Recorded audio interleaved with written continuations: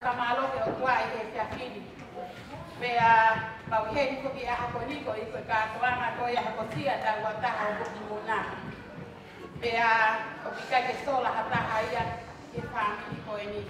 O mau hau pe aha ko e niko hi koe ki e kau pe i whamiri. Whamiri ki si i hoi ni matai ka maba. Ta hei ko ke umotu a. Aia ko ia ko ne kau i e whapokona ko ia i e sea mua. So te lamu kuru ko e. Pea o pihene o no hoata mo e whanau. Ta ko ia e mo hau e aha ko i ni ke whakarea e mau ki i whakameite o e aho. Leo mo ene si i ka kusaya ne si i kai ha e tangutu noa. Ta ko ia e aha ko e ni o ku ia e o whalahi atu a e whamiri si o hoika te koe buku. Pea o pea ia e malatu me rie ki a buku. Ko e tangata e ki mata whamiri. I he weltonga na lava ne tangata e ko i ne whaia te loa ki tamoia. Ta i hene whoki mai ki he ni o ne malo lo ai o ku te ki ai ke i heni a. Ta ko i ai e aha ko i ni ko e manatu me rie. Ta ko tui ko e whamiri ko i ni e hoko hoko le leite. Ta neongo kuna tupu i Nusilani, Erina, ka mai ne whanau, Samiu. Ta neongo i a whamiri muna e kei mui mui peki si hoi. E ko pepe hapoto te mo iai, te mau kei mui mui pe. He koe toto me he langi na ka hoko aki ho tau whāri. O whakwen ke kau whai whekau boi aku nao mea ka mei mua. Ka pehe ke whamiri ko toa pe i homo ta whaaki ka mai ka moi whae.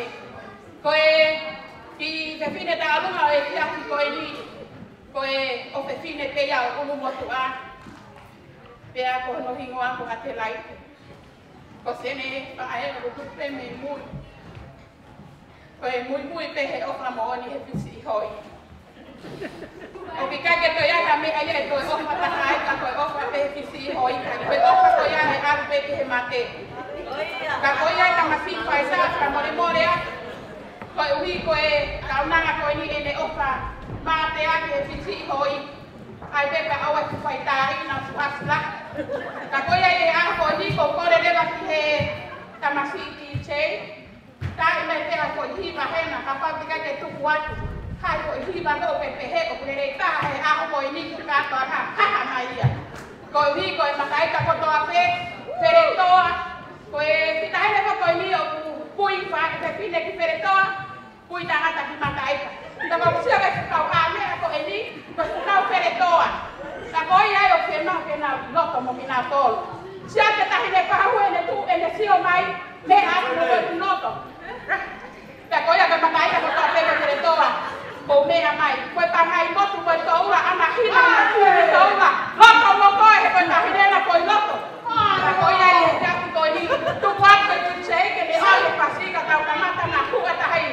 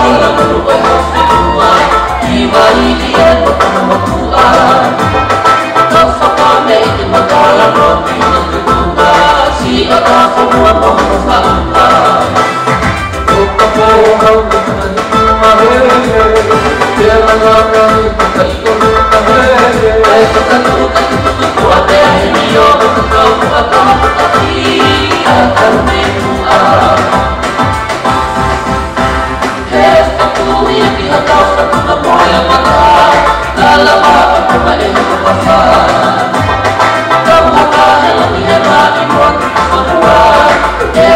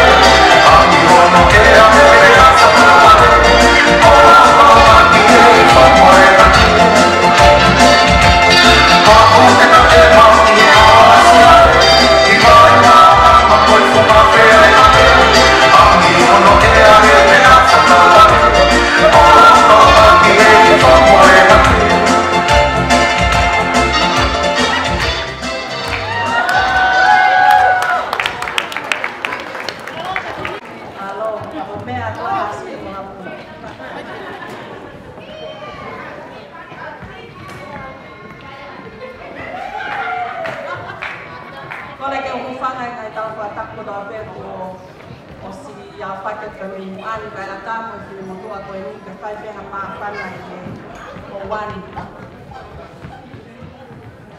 Tamasi hoki. Ko tui ko aho ko whono tāpu ati o aho koe. Whakailo ngai na ko tamasi a ngarere koe whāmi. E koe aho ni ko whiu hono tātao whia mau whanki whānau he nau whia tau olunga. Ko whenga ke tuko e tau olunga, ki kiri pe whanki tamai ki ke nau tau olunga he aho vuki. Ko iai, o ku kau tau olunga, ko tahine lahi, ko te tau olunga whaka o si pe ne ana pa malolo he tau olunga. Ka ko whanki tamai ki, o ku nau ke ia ko tau olunga. Ka ko ia vuki, te ke sio ke kau tau olunga, to hota halahi taha talamai e ia, ko te tau olunga whaka o si pe ni mamani e. Fia pe anita vuki ke whai ha tau olunga maau e aha koe ni. Whamaloa ka koe. Ta poni ko ta apeo ke whai o mau ki whāmi. Taimi ko ta apeo koko ha mea i o ma api, ke lere anga o tā ngutu kuki, osi ke nofo ki rina whare maau, hiko e bebe pa ke toku kuria mea.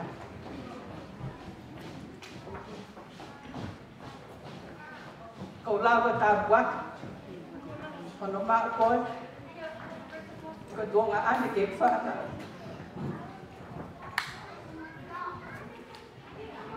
Kai ke ngā tai, ko whewhine ho whae, ka koe ko ankolo ho tamai. Ka koe ahon, te ta whewhusi aki te o mālo pia. O kore ake ke kautau olunga ke nao, mea mai ki loto koe kautau olunga koe ni koe o mai me matai ka papa o koe niwe, koe na o mai pe a me haasini ko hamula, o mai me niua toku tapu niua fo'o. Mahalo kuaha ko ngā o mai me hamua. Koe ke ti ke tāmai a hiwai.